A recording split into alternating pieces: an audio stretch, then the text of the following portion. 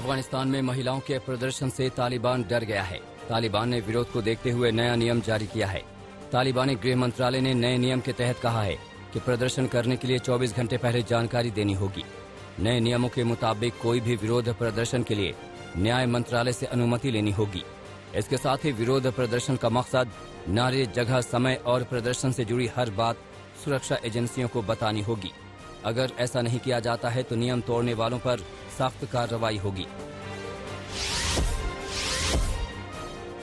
America के राष्ट्रपति Joe Biden ने चीन और तालिबान को लेकर बड़ा बयान दिया है। बाइडेन ने कहा है कि तालिबान में चीन को दिक्कत है तो चीन तालिबान के साथ सामंजस्य बिठाने में लगा है, जैसा पाकिस्तान, रूस और ईरान कर रहे हैं। अमेरिका ने साफ किया है कि उसकी नजर चीन पर बनी रहेगी, जो कि तालिबान को आर्थिक सहायता देने की बात कर रहा है। तालिबान सरकार में पत्रकारों के ऊपर भी अत्याचार हो रहा है। पत्रकारों की पिटाई की कुछ तस्वीरें सामने आई हैं। ये पत्रकार महिलाओं के प्रदर्शन की कवरेज कर रहे थे, जिन्हें तालिबान ने गिरफ्तार करने के बाद मारपीट की और बाद में छोड़ दिया। टोलो न्यूज के मुताबिक तालिबान ने काबुल के एक दैनिक अखबार के 5 पत्रकारों को गिरफ्तार किया। अफगानिस्तान में तालिबान की नई सरकार के नामों के ऐलान के बाद पूरी दुनिया से प्रतिक्रियाएं आने लगी हैं। चीन ने बुधवार को ऐलान किया कि वो नई तालिबानी सरकार के साथ बातचीत जारी रखने के लिए तैयार है। विदेश मंत्रालय के प्रवक्ता ने नई सरकार को मान्यता देने की बात भी स्वीकारी है। तालिबान सरकार को लेकर जम्मू कश्मीर के पूर्व मुख्यमंत्री फारूक अब्दुल्ला का बयान आया है। फारूक अब्दुल्ला ने उम्मीद जताई है कि इस बार तालिबान सरकार पिछली बार की तरह अत्याचार नहीं करेगी। वहीं महबूबा मुफ्ती के सुर भी फारूक अब्दुल्ला से मेल खाते हैं। महबूबा का कहना है कि तालिबान कुरान के हिसाब से शरिया कानून का पालन करेगा।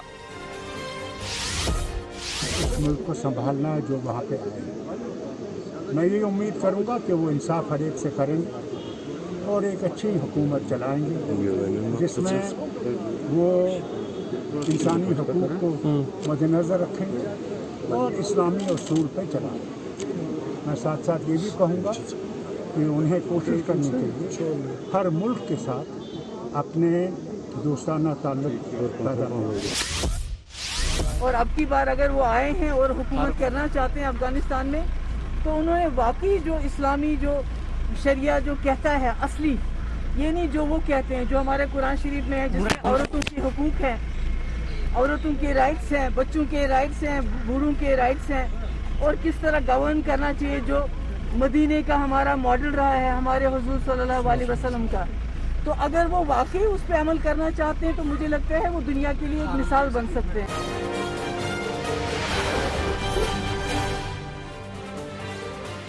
केंद्र सरकार ने किसानों के लिए अहम फैसला लिया है।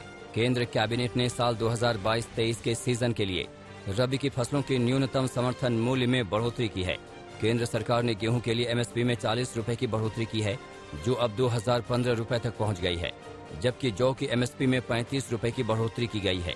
कृषि कानून को लेकर किसानों के आंदोलन के बीच ये फैसला किया गया है।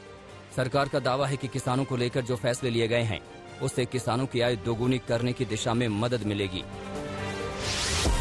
प्रधानमंत्री नरेंद्र मोदी जी ने किसानों के हित में उत्पादन लागत पर 50% मुनाफा जोड़कर एमएसपी घोषित करने का निर्णय किया। उसके फलस्वरूप रबी और खरीफ की एमएसपी घोषित की जाती है। बढ़ी हुई एमएसपी का फायदा देश भर के करोड़ों किसानों को प्राप्त होगा। रबी की 6 फसलों का न्यूनतम समर्थन मूल्य बढ़ाए जाने को किसान नेता राकेश टिकैत ने धोखा बताया है। राकेश टिकैत ने कहा कि कृषि मूल्य आयोग ने पिछले साल गेहूं की पैदावार की लागत 1459 रुपए बताई थी, जिसे इस साल घटाकर 1000 रुपए कर दिया।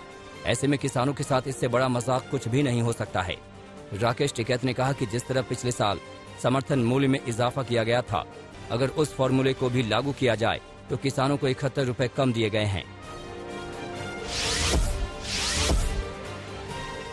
हरियाणा के करनाल में किसानों का आंदोलन जारी है। प्रशासन और प्रदर्शनकारी किसानों के बीच कल एक बार फिर 3 घंटे बातचीत हुई। लेकिन किसानों का धरना खत्म नहीं हुआ। किसान संगठन एसडीएम को बर्खास्त करने की मांग पर अड़े हुए हैं। जब प्रशासन ने उनकी ये मांग नहीं मानी तो उन्होंने धरना जारी रखने का ऐलान कर दिया। दरअसल 28 अगस्त को करनाल में प्रदर्शन कर रहे किसानों पर पुलिस ने लाठीचार्ज किया था। इस दौरान एसडीएम का एक वीडियो वायरल हुआ था जिसमें वो लाठीचार्ज का निर्देश देते दिख रहे थे। इसके बाद से ही किसान संगठन एसडीएम को बर्खास्त करने की मांग कर रहे हैं। केंद्र सरकार की सुरक्षा संबंधी कैबिनेट कमेटी ने वायुसेना के लिए 56 C295 MW ट्रांसपोर्ट एयरक्राफ्ट की खरीद को मंजूरी दे दी है। कॉन्ट्रैक्ट साइन होने के 48 महीनों के अंदर स्पेन से 16 विमान मिलेंगे, जबकि 40 विमान भारत में टाटा कंसोर्टियम 10 साल के भीतर तैयार करके वायुसेना को सौंपेगी। यह अपनी तरह का पहला प्रोजेक्ट है जिसमें एक निजी कंपनी भारत में सैन्य विमान का निर्माण करेगी।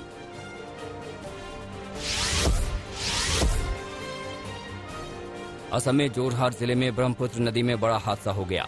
नीमती घाट के पास यात्रियों से भरी 2 नावों में टक्कर हो गई। हादसे में एक महिला की मौत हो गई, जबकि 42 लोगों को रेस्क्यू किया गया। वहीं 50 लोग लापता बताए जा रहे हैं। एसडीआरएफ और एनडीआरएफ की मदद से लोगों को बचाने के लिए रेस्क्यू ऑपरेशन चलाया जा रहा है। बताया जा रहा है कि दोनों नावों में करीब 120 यात्री सवार थे। प्रधानमंत्री नरेंद्र मोदी ने असम में हुए हादसे पर दुख जताया है।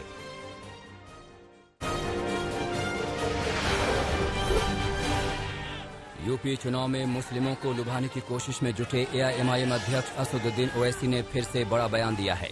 सुल्तानपुर की रैली में उन्होंने खुलकर मुस्लिम समाज से वोट मांगा। उन्होंने जोर देकर कहा कि मुस्लिम समाज को इकट्ठा होना होगा।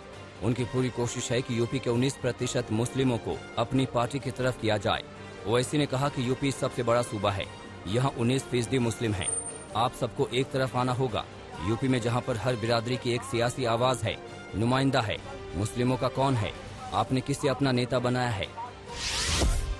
मुसलमानों में एक बड़ी टर्निंग है, डिजायर है कि भाई जब हर समाज का एक नेता है, उनकी पॉलिटिकल लीडरशिप है और उससे उस समाज को फायदा हो रहा है, तो मुस्लिम समाज में एक तब्दीली आई है। वो देख रहे हैं कि नहीं भाई हमको भी अपनी लीडरशिप बनाना पड़ेगा, ताकि हमारे जो प्रॉब्लम्स है, चाहे एजुकेशन का हो, इकोनॉमिक हो, हिस्सेदारी की बात हम कर रहे हैं, वो हिस्सा भी आपका मिलना चाहिए। तो ये बहुत बड़ा चेंज है। अगले साल होने वाले 5 राज्यों के चुनाव के लिए बीजेपी ने अपने प्रभारियों की घोषणा कर दी है। कल बीजेपी ने उत्तर प्रदेश, पंजाब, उत्तराखंड, गोवा, मणिपुर के लिए अपने प्रभारियों और सह प्रभारियों के नाम का ऐलान किया। धर्मेंद्र प्रधान को यूपी का प्रभारी बनाया गया है। वहीं अनुराग ठाकुर, अर्जुन राम मेघवाल, सरोज पांडे, शोभा कंदरलाजे, कैप्टन अभिमन्यु, अन्नपूर्णा देवी, विवेक ठाकुर को सह प्रभारी नियुक्त किया गया है। इसके साथ प्रहलाद जोशी को उत्तराखंड, गजेंद्र सिंह शेखावत को पंजाब, भूपेंद्र यादव को मणिपुर और देवेंद्र फडणवीस को गोवा का प्रभारी बनाया गया है। पश्चिम बंगाल की 3 सीटों पर उपचुनाव से पहले मुख्यमंत्री ममता बनर्जी ने एक बार फिर से बीजेपी पर हमला बोला है। कार्यकर्ताओं को संबोधित करते हुए ममता बनर्जी ने कहा, हम जरूर एक सीट हारे हैं, लेकिन वो मामला कोर्ट में चल रहा है। कई तरह की धांधली हुई थी। नंदीग्राम में चुनाव के दौरान भी वही सब हुआ। किसी को ठीक से वोट डालने नहीं दिया गया। उपचुनाव में ममता बनर्जी भवानीपुर सीट से मैदान में उतर रही हैं। 30 सितंबर को उपचुनाव के लिए वोट डाले जाएंगे और नतीजे 3 अक्टूबर को आएंगे। यूपी के सीतापुर से बीजेपी विधायक शशांक त्रिवेदी का एक वीडियो सोशल मीडिया पर वायरल हो रहा है। वीडियो में बीजेपी विधायक किसी से बात करते हुए एसडीएम को जूतों से मारने की बात कह रहे हैं। बताया जा रहा है कि सीतापुर के गांव में प्रशासन ने अतिक्रमण के खिलाफ कार्रवाई की थी, जिसके बाद किसी शख्स से बात करते हुए विधायक का वीडियो वायरल हुआ। वीडियो वायरल होने के बाद बीजेपी विधायक शशांक त्रिवेदी ने पूरे मामले पर चुप्पी साध ली है। प्रधानमंत्री नरेंद्र मोदी आज वीडियो कॉन्फ्रेंसिंग के जरिए 5 देशों के समूह ब्रिक्स के सालाना शिखर सम्मेलन की अध्यक्षता करेंगे। भारत साल 2021 में ब्रिक्स की अध्यक्षता कर रहा है। इस बैठक में ब्राजील के राष्ट्रपति बोल्सोनारो, रूस के राष्ट्रपति व्लादिमीर पुतिन, चीन के राष्ट्रपति शी जिनपिंग और दक्षिण अफ्रीका के राष्ट्रपति सिरिल रामाफोसा मौजूद रहेंगे।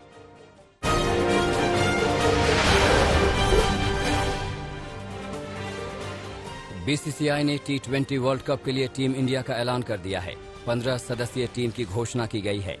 विराट कोहली को टीम की कमान सौंपी गई है। वहीं रोहित शर्मा को उप कप्तान बनाया गया है। महेंद्र सिंह धोनी मेंटोर की भूमिका में नजर आएंगे। वहीं केएल राहुल, सूर्य कुमार यादव को भी टीम में जगह दी गई है। विकेट कीपर की भूमिका में ऋषभ पंत और ईशान किशन को रखा गया है। ऑलराउंडर के तौर पर हार्दिक पांड्या, रविंद्र जडेजा को टीम में शामिल किया गया है। इसके अलावा राहुल चाहर, रविंद्र चंद्रन अश्विन, अक्षर पटेल, वरुण चक्रवर्ती, जसप्रीत बुमराह, भुवनेश्वर कुमार और मोहम्मद शमी टीम में जगह बनाने में कामयाब रहे हैं। T20 वर्ल्ड कप 17 अक्टूबर से ओमान और यूएई में खेला जाएगा। रूस में एक किसान ने अनोखा कमाल कर दिखाया है। साइबेरियाई मौसम में उसने मोती के आकार का सेब उगाया है। सेब आकार में इतने छोटे हैं कि एक छोटी सी माचिस की डिबिया में 6 से 7 सेब रखे जा सकते हैं। उनके इन सेबों की अब पूरी दुनिया में चर्चा हो रही है। पॉप स्टार ब्रिटनी स्पीयर्स के पिता जेमी स्पीयर्स ने सिंगर के कंजर्वेटिवशिप यानी संरक्षक की जिम्मेदारी से हटने का फैसला किया है। साल 2008 से ब्रिटनी के जीवन और उनके पैसों की देखरेख उनके पिता जेमी ही कर रहे थे, लेकिन अब उन्होंने इससे पीछे हटने के लिए लॉस एंजलिस की एक अदालत में याचिका दायर की है।